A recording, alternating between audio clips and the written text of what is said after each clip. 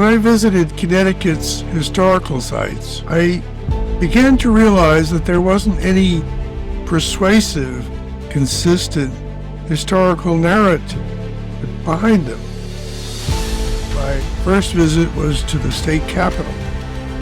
Initially, it does produce a narrative.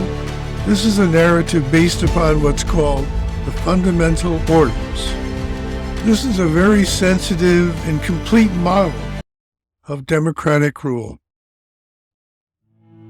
But there was also, at the state capitol, a frieze, and it shows the Piqua massacre.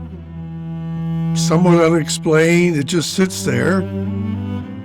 There's a statue of Mason, who presumably is the bad guy, but doesn't explain what occurred as a result of the massacre, which is that there was a Treaty of Hartford, which really is a dictated result by the government, by the settlers.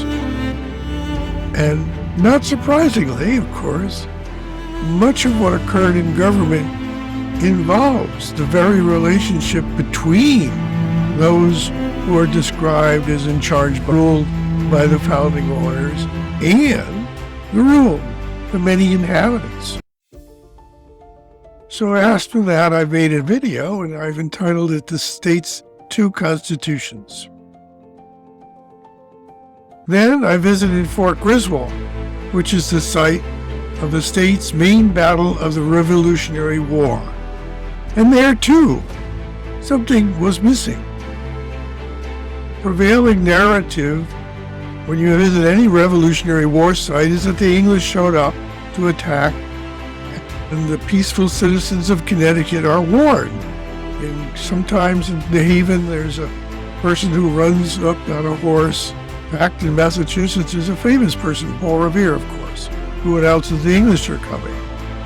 Well, in New London, the cannons are set off, and they warn those who are around, and they come in as much as they can, but unfortunately they die in great numbers and with great heroism. But this narrative does not make complete sense because something is missing. It's the same as the state capitol. What's missing when you sit there at the top of the fort is that it's much too big, much too complex. Obviously it's built over a decade or more. They've been waiting for this for a long time. What you see is the result of an army of laborers. And there's evidence of great planning. The layout is that of the European Star Fort. It was built by, first of all, by people who knew how to design these things. Second of all, by people who could figure out how to put the powder in where it was supposed to go, how to house the troops if necessary, how to build the various walls so that the cannonballs would go off of them. And then there are the cannons. This is a very difficult thing, first to manufacture and then to maintain, because the powder has to be maintained very carefully in a different area. In short, this is a very, very complex structure, which obviously was built by many people, by an army of people, over many years, and it cost a lot of money. So the narrative, which I've explained, doesn't quite hold up. Connecticut just isn't like Massachusetts. In Massachusetts, we all know of the colonists who revolted against the English. They dressed up as the Native Americans. And they did so because the Native Americans, to them, in Massachusetts, were the people on the outs, the noble people. In Connecticut, let's get this straight, the colonists massacred the dominant Indian tribe. In short, the colonists began as independent. They began as people who are there to rule over the inhabitants. Although there's debate as to terminology, I think it's most helpful to see the state as founded as a settler colonial state. There never was a revolution, at least not in the 1700s.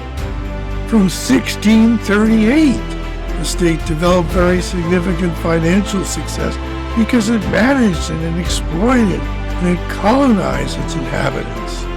Our founding orders don't make any mention of any English king or royal authority because the state always saw itself as an independent one.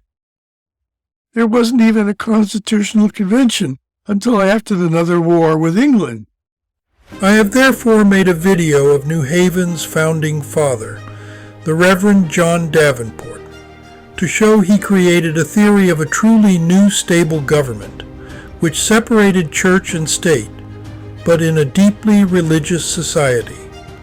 Davenport's new, one may say, revolutionary concepts best exemplify Connecticut's lasting legacy, and I made a video entitled Connecticut's Second Locke and Slavery, because John Locke's theory of property is consistent with Connecticut thinking on this subject, including on slavery, and the state fought what is called the Revolutionary War to defend and preserve a financially successful status quo of its independence. And I hope to show why Connecticut's history teaches what happens when a single group seizes power, becomes financially successful, and manages the colonization and government of its inhabitants who supply the labor. Thank you. Peter A. Treffers, P.O. Box 3395, Mashantucket, CT 06338. Email ctstvagmail.com.